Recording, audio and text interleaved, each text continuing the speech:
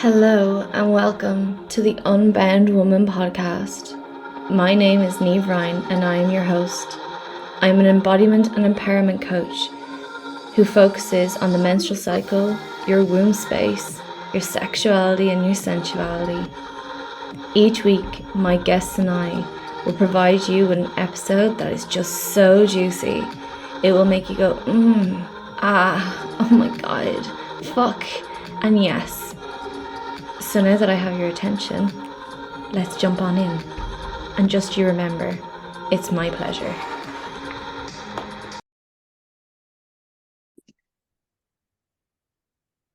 Hello everyone and welcome back to the Unbound Woman podcast. I'm really excited today because we have another beautiful and wonderful guest who has had an impact on my life, specifically over the last year. And I cannot wait to fully introduce you to her and allow her to just speak her wisdom. I'm going to tell you now, grab a journal, start journaling down things. Anytime myself and Sinead have even the smallest of conversations with each other, she always drops knowledge bombs, wisdom, whatever comes through her, she speaks. So I'm telling you, get your journal, get a pen, sit back, put in your earphones and do nothing else while you're listening to this podcast episode. So before I get Sinead to introduce herself fully, I want to let you all know how I met Sinead. And actually, we met over Instagram just before I moved to Galway last August, so August 2022. And we had been chatting and whatever. And I always felt quite drawn to her, even though anytime I watched her stories, I always felt massively triggered because she was calling me up, as she says. And I really felt like this is somebody I want to work with, I want to share space with, and it has just been incredible. She is such a brilliant teacher and guide and just a wise woman in general. I worked with her then on Soul Wealth Activator course. So it was a 6-week course, if I remember correctly. And we did a lot of work around our wealth.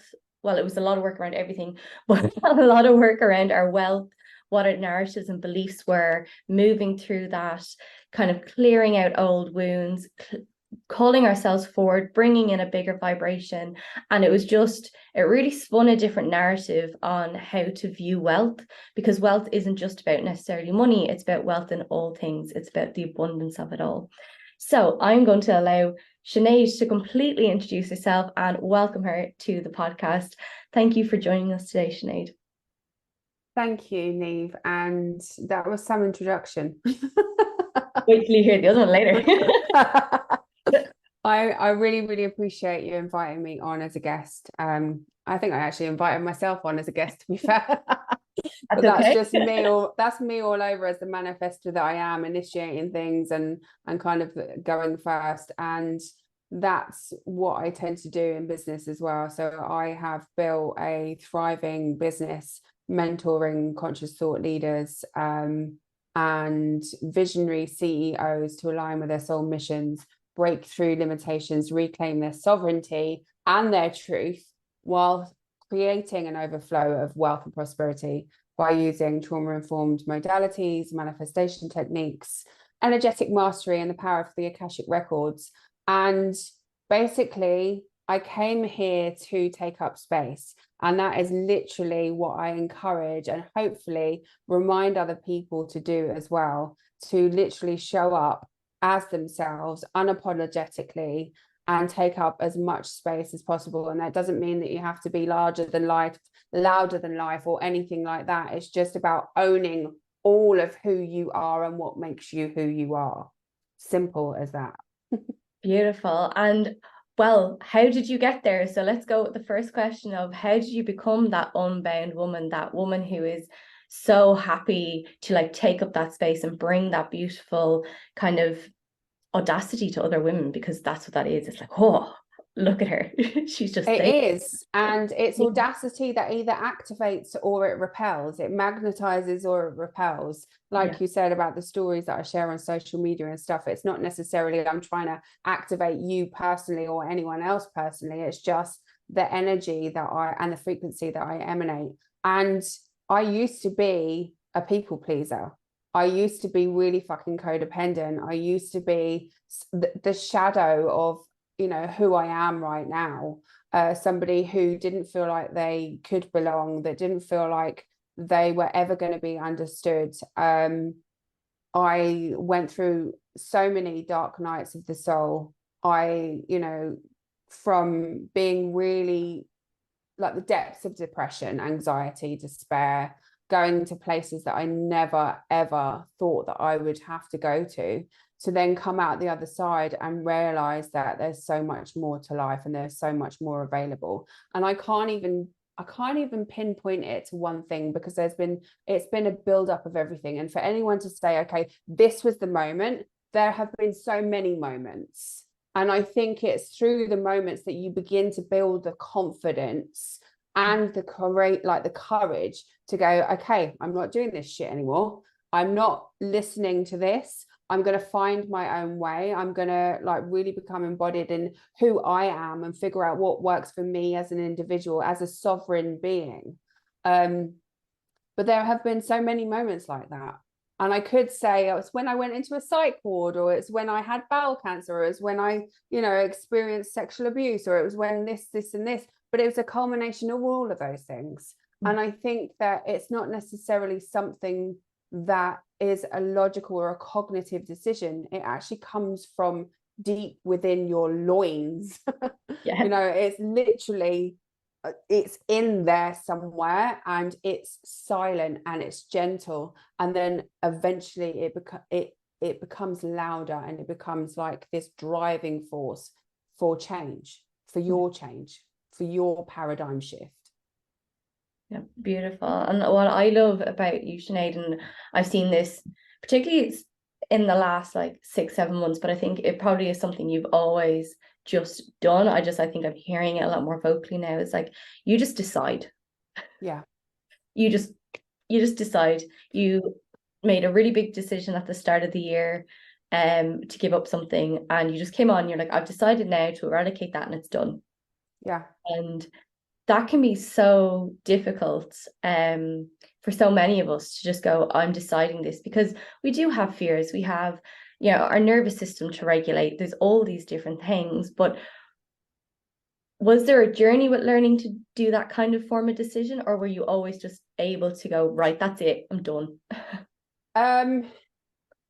I think it was just something that was always within me, but I never actually realized that I could do it. And I think that comes down to a number of things, like self-worth, self-esteem, believing that we're worthy or deserving of making such powerful and potent decisions. And I know that, you know, I've done this on numerous occasions. So deciding that I no longer wanted to be a drug addict, it was literally a decision that I made, and that was it. I never looked back. I mean, this is years ago now, but it wasn't a decision like, I'm going to go to recovery and I'm going to go and get therapy and I'm going to do this and I'm going to do that. No, I didn't have any of those interventions. It was a decision that I made, and that was it. It was done. Yeah. And the same with what you were speaking into about, like, I was smoked for 34 years since I was like 12 years old. I'm 46 now, by the way, just in case anyone wants to do the maths.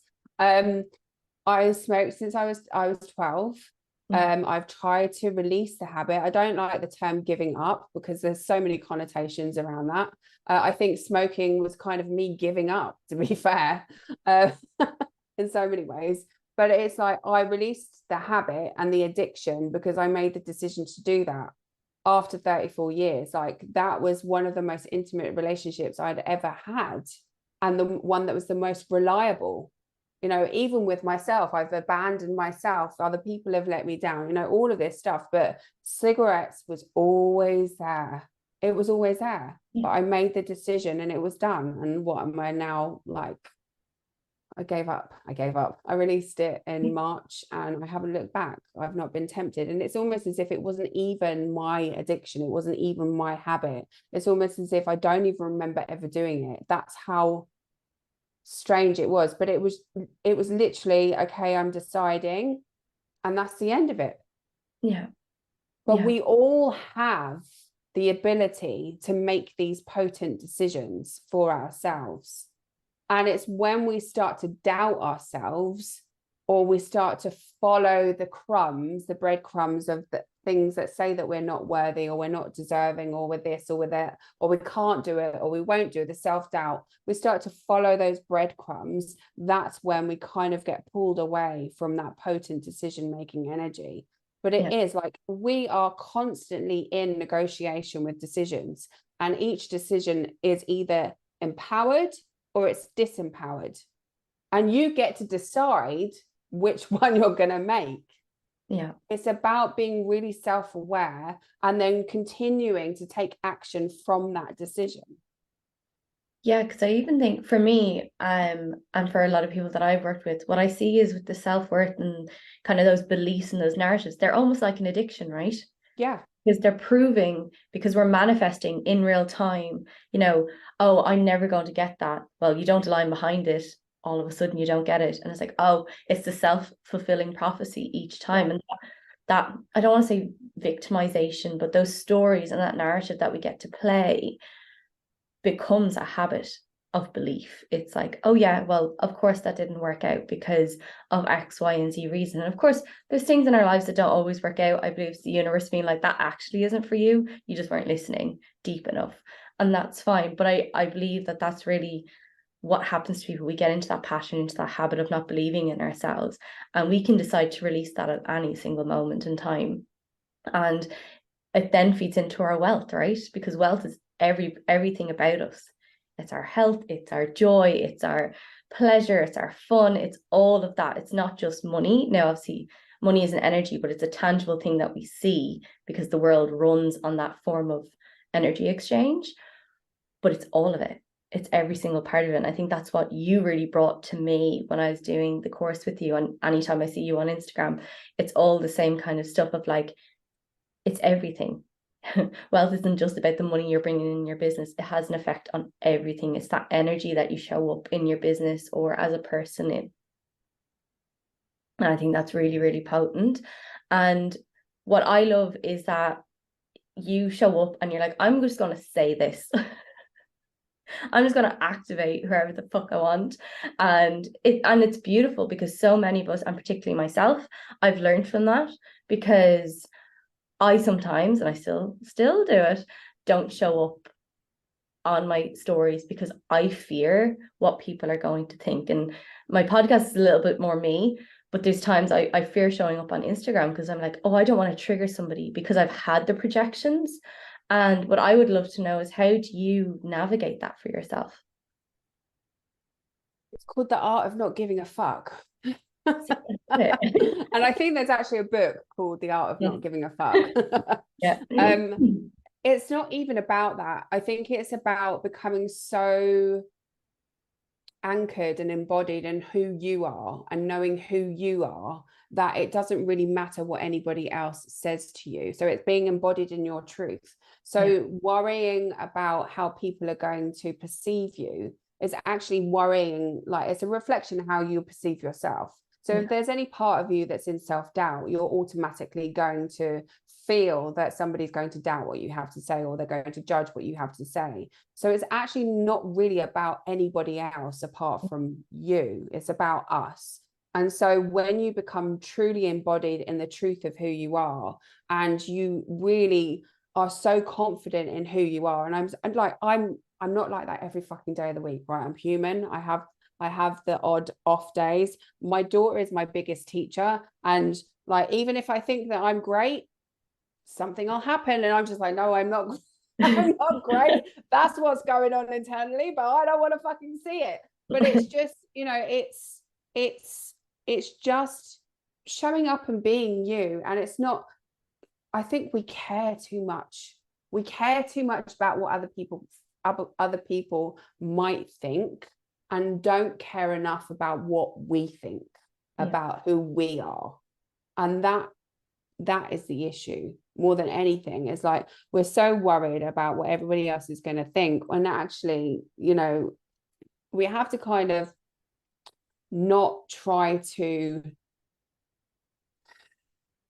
manage the optics, is the word that, like, the phrase that I use. So we kind of show up trying to manage the optics, manage what everybody else is going to think of us, manage. And so we kind of then go into this performative role. where ideally what we want to do is actually connect, being that connective role, being in connection, because the connection is what drives relationships. It's connection with ourselves that drives authenticity, and it's also connection with ourselves and with our authenticity that's actually going to really magnetize and attract more people into our community.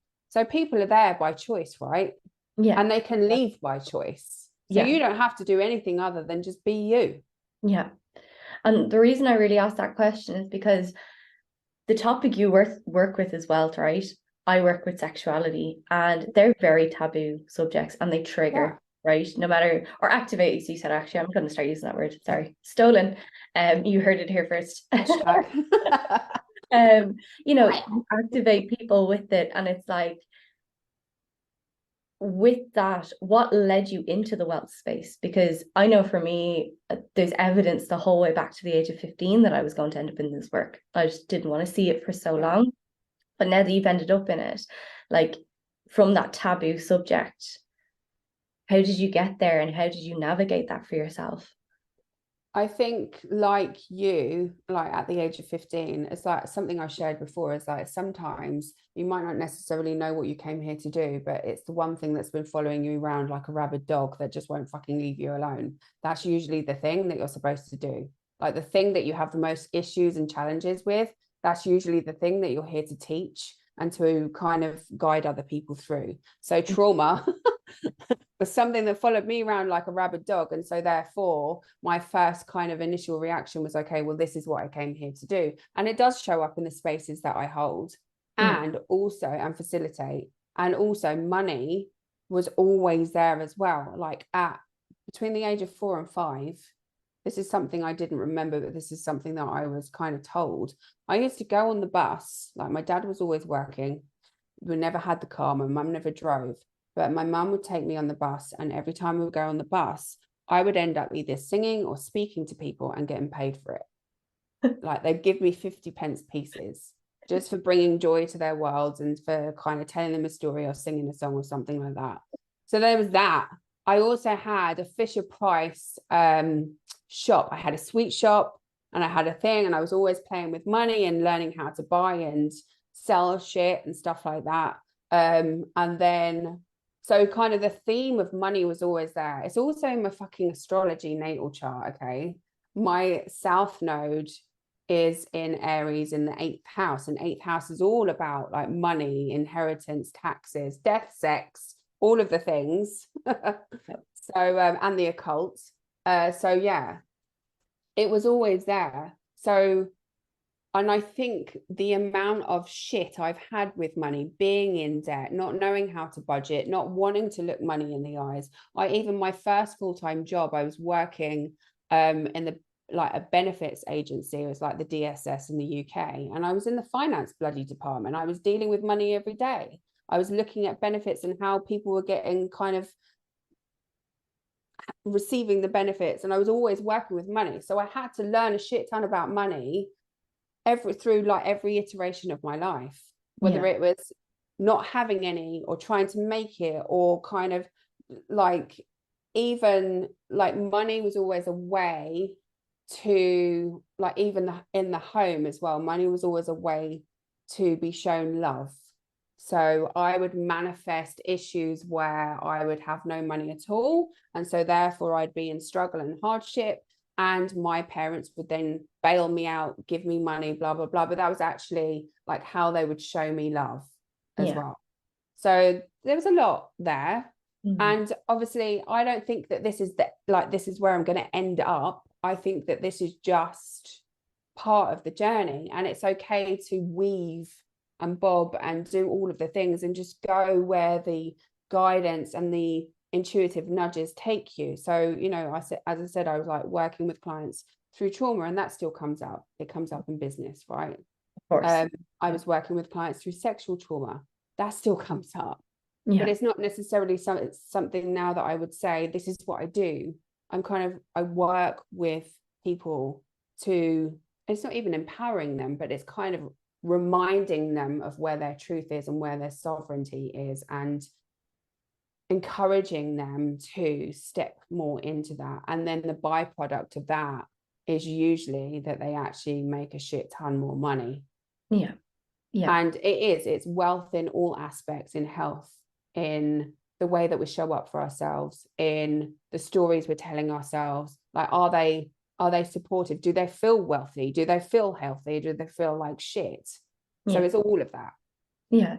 And it's interesting that you ended up here in Ireland.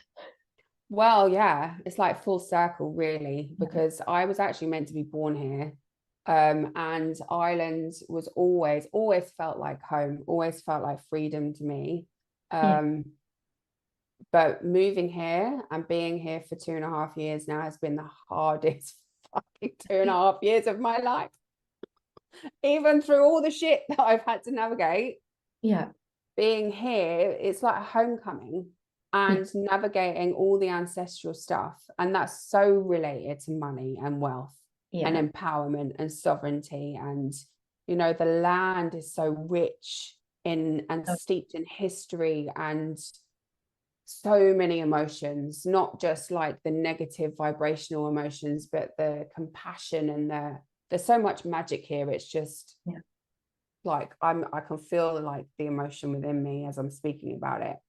Yeah. But kind of really landing and allowing myself to land in the land. Yes. Yeah. Because I think that's what, you know, we hear the narratives specifically in the space around, like, you know, the famine and the lack and the scarcity that we had, the control the church had, the control other countries had on us, all of the colonization. Colonization. And there was such a scarcity in this land. But I feel like you were saying, we've also forgotten the other side of it. We're extremely passionate. Like, this land is passionate. It's abundant. It's constantly overflowing. You know, we're still, I'd say we're what, 80-70% still agricultural land on a yearly basis compared to most countries in the world. And it's rediscovering that wealth, because we start to fall into the lack narrative because we've identified it. And I think that's something I struggled with, because I remember thinking about it and then being on your course, and I remember talking about it, and it came up in conversation, and it was like, I think we did a meditation around it, and it really came up for me in that moment of like being at a cottage as a woman, waiting for her husband to come home and not being able. Love Wi-Fi. It's all right. But yeah, and like I had a vision around that and around that scarcity, and I could really feel that deep in my bones, but we're not there anymore. Yeah. And what I love with your work is you fast track. Like, I've never worked with somebody who can fast track things so quickly. Like, one moment I'm feeling this way, and all of a sudden it's like it never happened. Not that it never happened, but it's like integrated and gone. And I really felt that throughout that course. It was really potent. And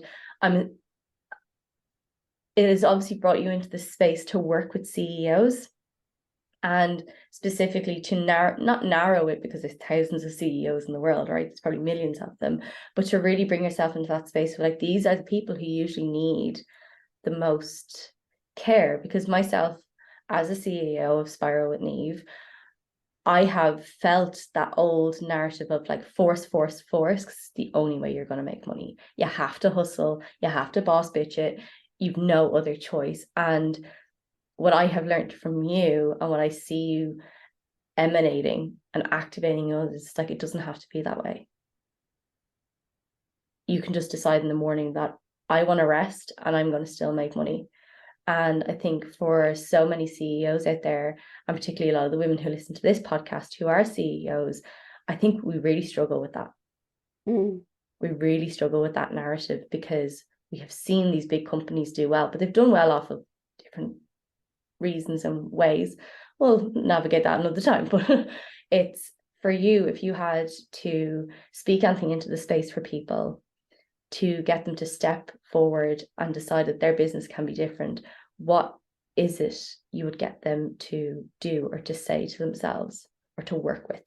I think more than anything is having the belief that things can be different, because when you believe in the possibility of something different, then that really opens yourself up to the infinite possibilities that are available to you. And we, like you were saying earlier on about how we kind of manifest certain situations, and we kind of manifest challenge and stuff like that, and it's almost like the brain is looking for that confirmation bias. If we believe a certain thing, then that's what we're going to get, right? So it's what we have right now in the way that business is being kind of led is through that hustle culture. It is that but that's an old paradigm of business. It's hustle culture, it's burnout. Like all of these corporations and businesses are made for and by men. Yeah. There's no emotion in there. No. And so as a woman, what is it that you need? As a woman who is a CEO, what is it that you need? What is it that's going to work for you? Yeah. Whatever it is, even if you don't have evidence for it, your body will guide you. And whatever it is that you need and what you want to see in the world, fucking go and do it. You have to, create what you want to see in the world. Lead by example. You don't have to always have evidence. I never had evidence of somebody just giving up drugs like that. I never had evidence of somebody just releasing a 34-year bloody smoking addiction like that. Yeah. Without all the support and all the gubbins and all the rest of it. I had no evidence whatsoever. So I created my own. Yeah. And I think it's like knowing that you get to create your own. If you really want to, never mind the noise, the chatter, the voices that tell you you're not good enough, all the worthiness stuff and all the rest of the crap that we were talking about earlier on. It's not crap, it's very valid. It's what you've been led to believe. I get it. And also, if you want something different, you have to do and be something different.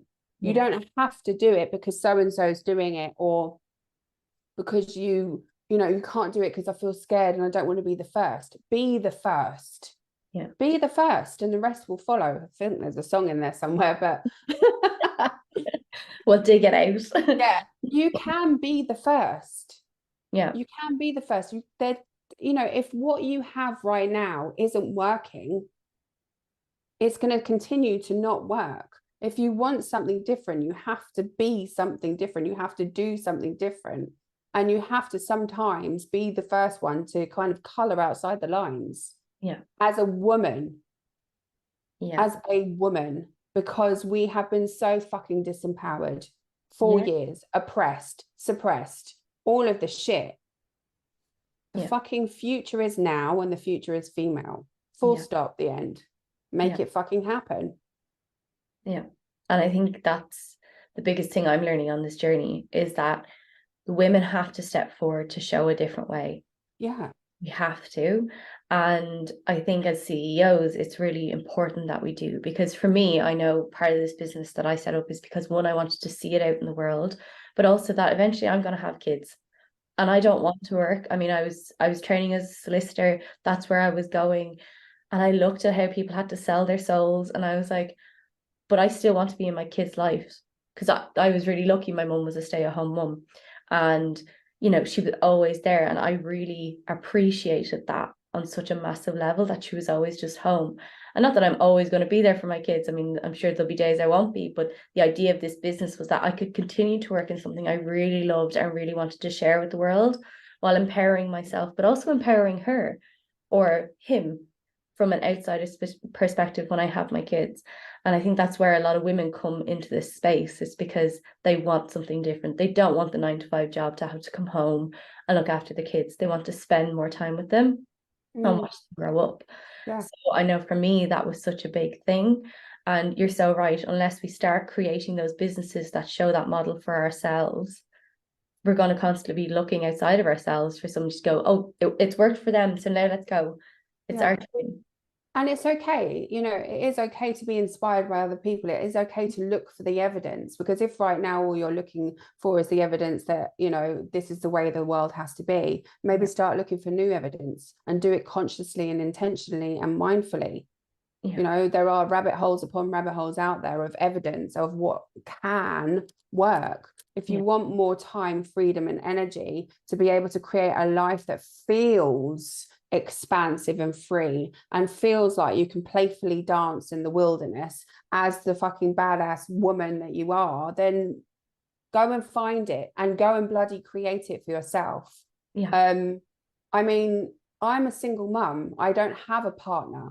I don't have anyone around me to support me. It's literally me, myself, and I. And it's just, you have to find it with it. You don't have to fucking do anything you don't want to do, right? But I'm just saying, you can, if you want to, find that within you.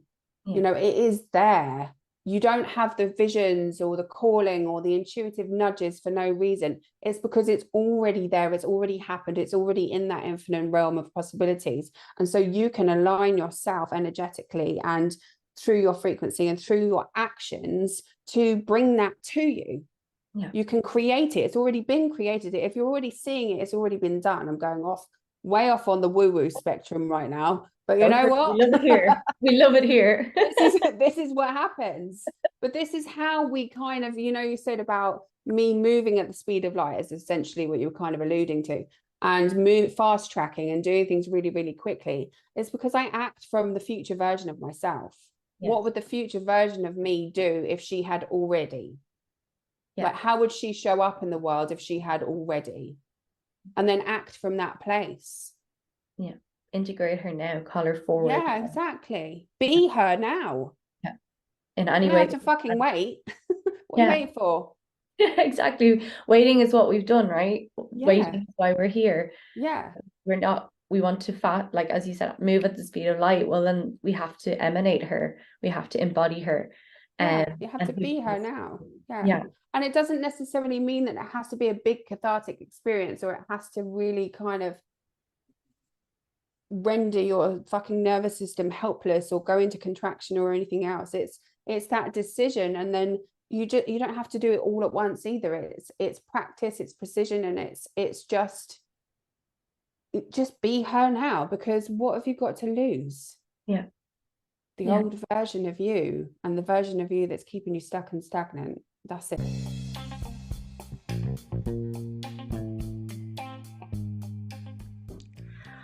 I'm interrupting this podcast episode not only with some very sexy 70s porn music, but also to talk to you about a really sexy offering that I have for you.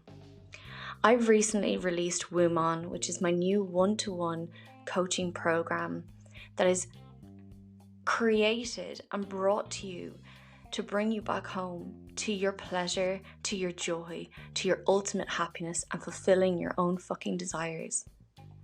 Any woman that has come through this program has just quantum leapt into her own motherfucking pleasure. Because guess what? Doing the healing work and the trauma release doesn't actually have to be suffering and sad and painful. It can be done through pleasure, through excitement, through so much fun. And I'm inviting you on the journey with us here today.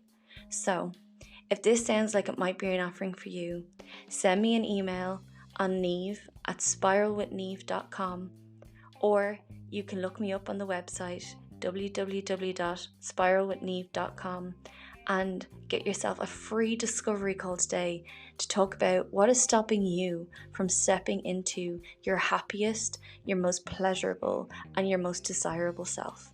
And I cannot wait to see you there.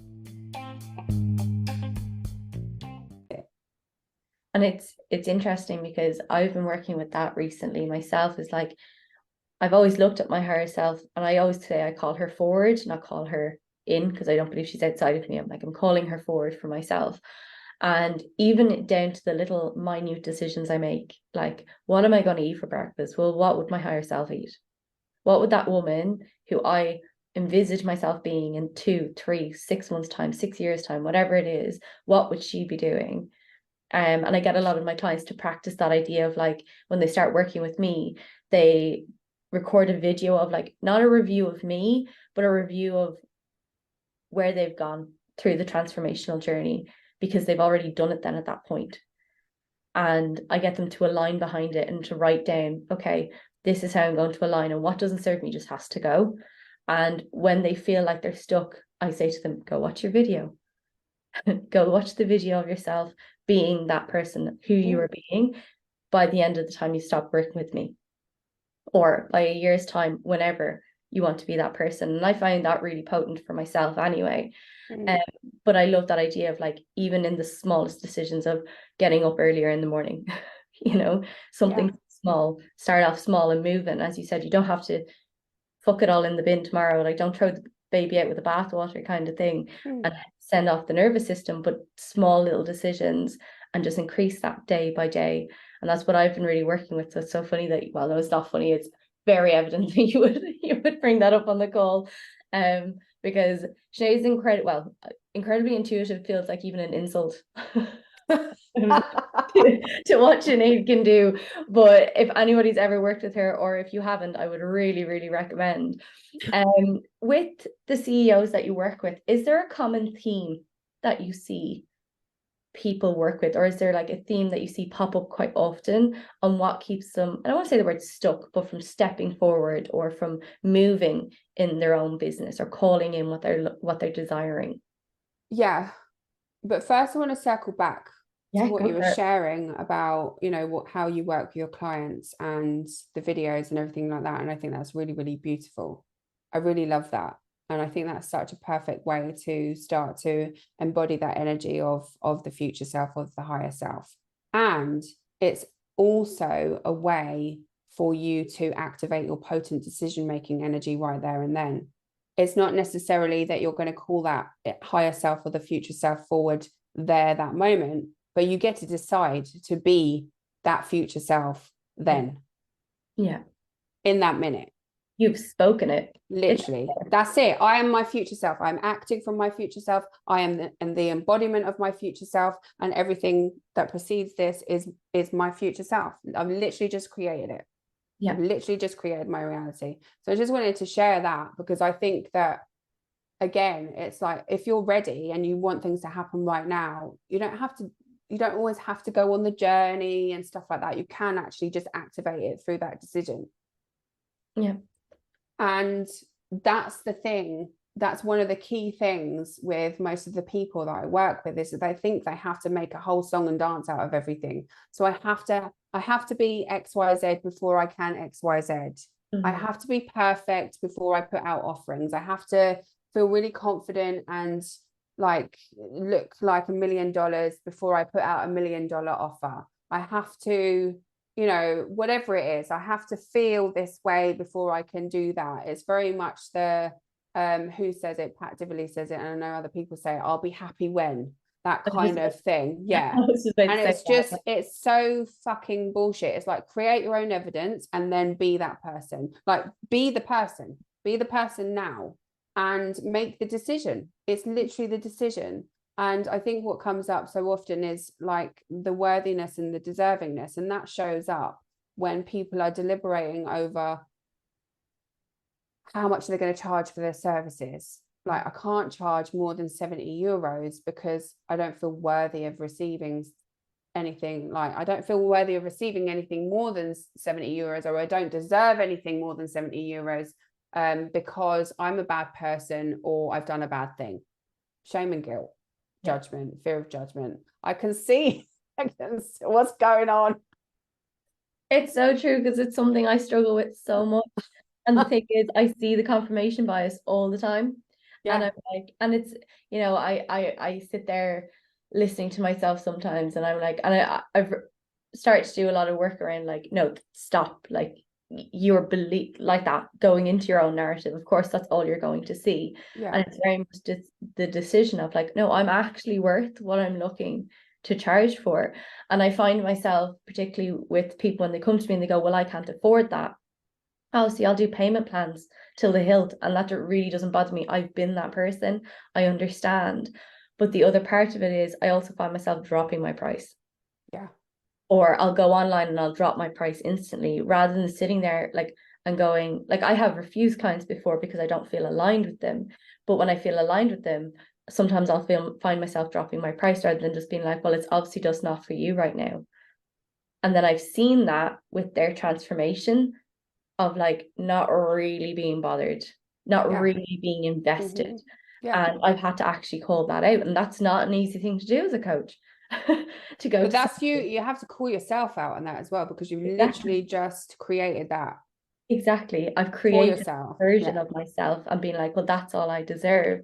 And it's interesting because I know in this space that's a huge thing of like knowing your worth and being like, well, who am I? Or how can I charge that? And I know there's a lot of women out there because a lot of them are friends of mine who are like, but I want to give back. And I'm like, it's that fine line, right?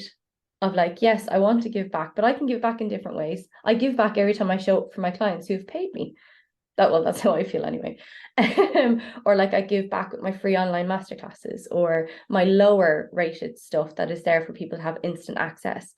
But for me, I find it's also a very, very dark underlying spiritual belief that we have had that spiritual stuff should not bring us wealth, that it's bad, it's not okay, it's X, Y, and Z, whatever connotation of religion who has brought that in. That to me is what is actually running through, and I can feel it in my system even as I'm speaking to it, like it's sitting there like a little voice on my shoulder. And I'll tell you this now, that it's usually a vow, an oath, or a contract that you've made in a past life. Yeah, interesting. And then it's going to be the resonance and the frequency of that is held in the body, which then kind of activates and attracts more of the kind of the religious stuff as well. Yeah. And the cultural as well. So it's, I shared something the other day and I can't remember what it was word for word, but it's almost like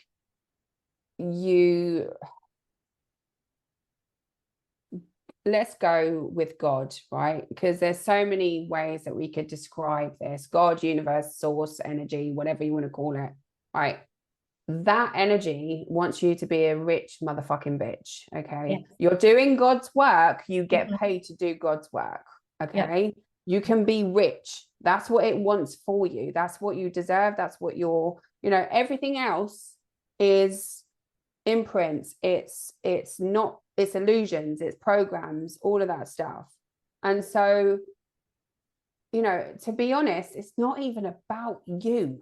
It's No. not even about me. It's actually, when the way that the world works, right, is that we need money to survive. That's Yeah. what they've told us. Mm-hmm. We need Yeah. to put roof over our heads. We need to put water in the tank, whatever, food in the fridge. So yes, when we don't have money, we can't do those things. Mm-hmm. Right. When we have more money, we can do more of those things. We can also, in our businesses, when we have more money, reach more people. We can go viral with our PR agent that we've just hired so that we can reach more people, make an impact on even more of humanity on a global scale. Okay. So there's no pussyfooting around with, I don't want to charge you fucking 70 euros. It's not even about you. It's about what you're channeling, what you came here to do, which is a mission, a soul mission that you have been guided to do, and the message that you are channeling to bring to humanity so that you can make change, so that you can be the change, that you can emanate the change, and so that you can reach as many people as possible. You're not going to do that with 50 euros an hour. No. And it's so, I mean, again, on the money. Yeah.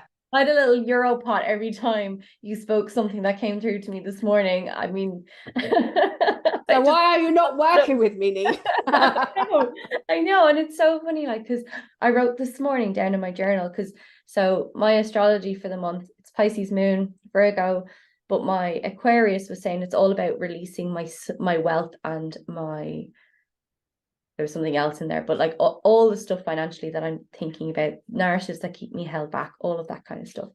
And in it, I was like, right, what do I have to release? And I wrote down a lot of the stuff, that the beliefs that were coming up recently over stuff. And I wrote down in my journal, when I have more overflow of money, I can be of service to people from a space of overflow. I can serve more people with more money. Right. That's how that works. I can't do that when I am running off a credit card and in an overdraft every month. I just can't, because I can't put the ads out, or I can't book out the big places and put the deposit down and go, right, I'm going to do this talk. I'm going to charge 200 euro for this talk for 6 hours or 2 hours. 6 hours is a lot of, like for 2 hours or whatever it is. I can't currently do that, and I want to be. So I have, not that I have to charge, I want to charge more money, because that comes at an energetic value to me. Yeah, As an exactly. energetic exchange of what I am giving Exactly. others. Exactly. Oh, sorry. Because I've noticed that when I charge lower, I feel exhausted. Yeah. I am drained. Mm-hmm. And I know this conversation to a lot of people who are listening is going to be like, what is she talking about? Or very activated or triggered by it. And I completely get it. I've been that person. You and I both. I've been her. And that's the whole point. Get activated. Yeah. Get angry. Yeah. Get like, because that's exactly what's going to be the catalyst for change. That's exactly what's going to be the catalyst for you to ask better questions, to get curious, and to actually recognize that you can help everybody. Yeah. But wouldn't it be great to help everybody from a place of overflow, knowing that you're not stressing about money each month, knowing that you've got enough in the bank to put a roof over your head, food in the fridge, all of the things. Yeah. You know, and then you can go out and do all the philanthropic ventures that you like when you've looked after you. Mm-hmm.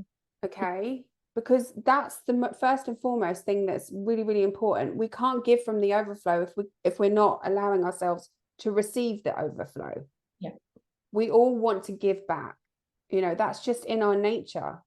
And we all want to give value. And you do that every single day when you show up on social media. You're leaving value on the posts that you're sharing, on the podcast that you're sharing. That's the value right there. You don't need to go over above and beyond. That's value. Yeah. And that's why I use this podcast for. Yeah. It's to bring women like yourself into this space to talk about my story and to activate others and be like, here is the activation. Go do something with it. Yeah. Go So that's exactly, you know, you're allowed. And I think more than anything, as women, we need to hear and have be given permission to ask for more, to even just ask. Yeah. You know, for whatever it is, whatever we desire, it's okay to ask. And it's okay to ask for more money. Yeah. Yeah. It's okay to sell your offerings at a higher rate. It's okay to let things slide, but when you're letting things slide every single fucking day of the week, that's when you're going to start to see an issue. And you're going to feel that deflation. You're going to feel burnt out. You're going to feel exhausted. You're going to feel like throwing in the towel. But you know that you're here for more than that. You know that your mission is much bigger than you. Yeah. So you can only do that for so long. Yeah, exactly. And it's like, when you are burnt out like that, you can't show up, and the transformation your clients are getting isn't going to be, not that it's not going to be sufficient. They will always get what they've come to receive from you anyway. I fully believe that, but you can bring so much more potency. Mm-hmm. And they're always going to get what they need, and not necessarily what they want. Yes. But that's okay. Yeah. That's the whole point of calling in a coach, right? And you know, I think as women, specifically here in Ireland, I think only, well, I'm 31, I think only maybe in the last 40 years women can actually have their own bank, like can actually open their own bank accounts. Yeah. Like I had a friend in school, and she was the youngest of 4, and her mum had to give up work when the first daughter was born, even though she had an amazing job. But I think that was back in the 80s. Like that's still a thing up until then. So it's been, so as women, we really need to say to ourselves, right, well, I don't want to do that anymore. I can ask, I have a voice. And to me, the voice obviously is very deeply connected with my womb space. And I know for so many women it is, but they go hand in hand. So the womb space has to be able to receive. And as women, the heart. Exactly. All 3 of them have to align. They have to be able to receive and to speak and express. And I think receiving, so I call the universe Sky Daddy, just because, you know, and why is it masculine? I think I've just, because I talk about Mother Earth and then Sky Daddy, I think also with the BDSM, I just like the word daddy quite a lot. But I also find it a very protective energy. And I know a woman can obviously be very protective if you've watched a woman over her child. I mean, that's something to behold. But for me, I think it's also helped me heal my relationship to the masculine for so long, and wanting to receive from him has been a journey for myself. And yes, I've gone through it through the sexuality path, but you don't need to, right? Because it's one thing I love that you speak out about. And of course, I can teach people to manifest through pleasure practices, but you don't need that. And I know you've spoken to that as well. Like, you're like, you don't need that. And I'm like, no, you don't. She's 100% right. I know it activates me because it's where I like to work from. But I also know we don't need that, because manifesting is the decision. Yeah. That's all it is. Yeah. And I remember you said that one day, and I was like, oh, wow. I was sitting on Instagram for ages afterwards. Like, it just kept scrolling because it flipping over, and I wasn't even watching. I was just sitting there. I was like, oh, yeah, she's done it again. And I think that's really beautiful and potent. And did you struggle receiving yourself? Yeah. Yeah. Yeah. Massively. Yeah. And there are moments where I still do struggle to receive. You know, trauma it does stuff to you. And there's a lot of unwinding and unbounding and unbinding that has to happen for you to fully be in the energy of receivership and allowing yourself to receive.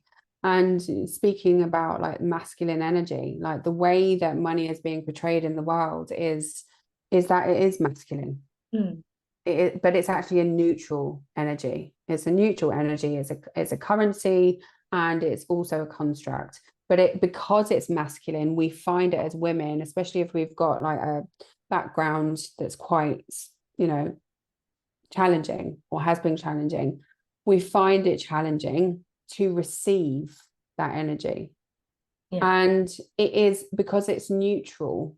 It's pure unconditional love, and being an allowance of that coming into our bank accounts and just in all forms. So the way I like to kind of, and I think I probably shared this inside the program before, is that if you can get used to receiving a compliment, and I mean really receiving it, like feeling it in your body, accepting it and absorbing it, then that's when you're going to be in allowance of being able to like receive more money as well. So I know that as women, oh, I love your dress. Yeah, I got it from Primark 2 weeks ago. Oh, this old thing, you know, so fucking just like, yeah, totally put it away. See, for fuck's sakes. Yeah. But that's it, you know, if that's showing up in your life, then that's going to reflect your relationship with money as well. When you receiving money. Yeah. Oh, you yeah. can't Like, allow a compliment in. You're not going to want to allow anything else in. No. Or believing that it comes with terms and conditions, right? Exactly. Yeah. You know, because if a man, and this for me, maybe this is an agenda. Yeah. Exactly. You think there's an agenda there. And like for myself, obviously being through my own traumas with the masculine, in various different aspects of my own life, I think that's why I've identified it, as you said, with a masculine energy, but it's also helped me to heal. But that unconditional love is so true. Money wants you. I have that written on my mirror here. Money wants you. Like, if you can see money somewhat as a lover, maybe for people who are really struggling to identify with your it. best friend. I mean, you know, even people, like the word lover has got a bit of a stigma around it as well. So let's look at it as your best friend, and you're giving it a seat at the dinner table. How would you talk to it? How would you greet it? You know, your best friends just come over for dinner. What would you do? Yeah. You'd look after them, you'd welcome them in, you'd receive everything they said, you'd hold the space, right? We're always so well known for holding the space for our best friend. Like, it could be anything we're going through, but the moment they call, you're like, I'm there, I'm here for you, you know, and allowing that in. Or if they give you a hug and allowing that, and their abundance. And yeah, exactly. I actually like that one. Best friend. I think that's really good. It's a beautiful way of healing a relationship to money. And also, you'd call your best friend out if they weren't giving you attention, or I would anyway. I'd be like, hey, excuse me, exactly, I am here. You know. But thank you so much. Is there anything else you would like to share with us before we do our quick fire round questions for you? Oh, Jesus, more questions. Okay, they're really quick and easy. You'll love them.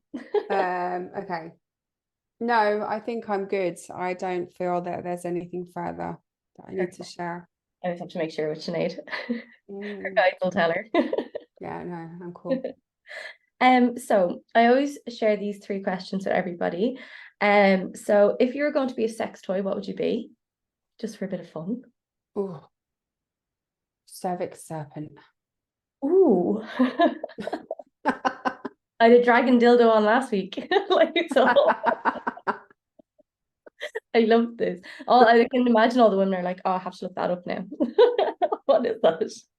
And then if there was one thing you could get everybody to do in the world every morning, like a ritual or a belief or a practice, what would it be? Oh, come on, Neve. That's an obvious like answer to that I know. question. Masturbate, of course. Yes. Hydrate, masturbate, and meditate. Yeah. What would I get them to do? Fucking master their energy.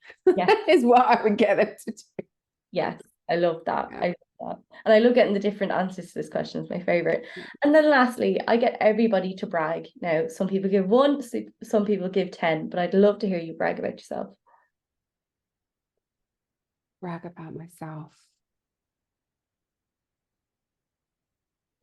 I brag that I'm a powerful motherfucker.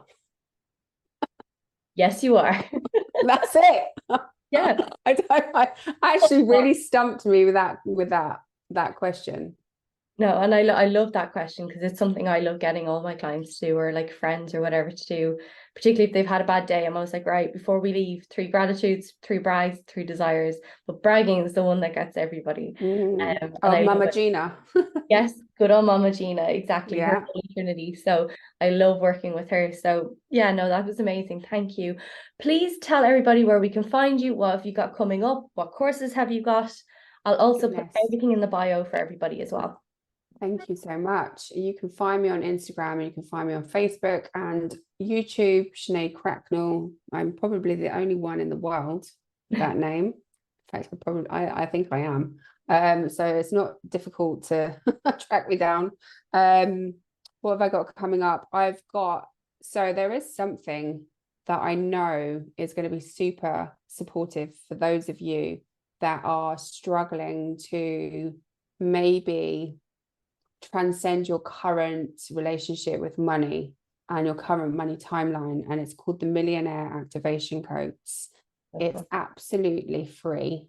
It's my gift from my heart to yours, and it's a little bit out there, so just keep your mind open and your heart open. It's a sequence of codes that helps you to connect with your future higher self, and there's clearings in there, there's light language in there. It's potent as fuck. I've had many a CEO come to me and say, Sinead, I've just literally downloaded my entire business model and plan for the next year, and I now know how to add €1 million or $1 million, I think it was, to my bottom line and all of that kind of stuff. So it is, yeah, it's complimentary. And if you want to work with me, you need to get on my mailing list. So that's the perfect way to do that. And you'll love her mailing list. I always get them, I'm like, oh, and sometimes I'm like, oh, am I willing to be activated today? I have to have a little chat with myself sometimes. But yeah, I'm on Sinead's mailing list. I would highly recommend signing up to that. I'll also put the link for that in the bio for you all. But again, thank you so much, Sinead, for coming on and talking to us. I'm sure you'll be back at some point. And yeah, I'm sending you all my love, and I'll speak to you soon.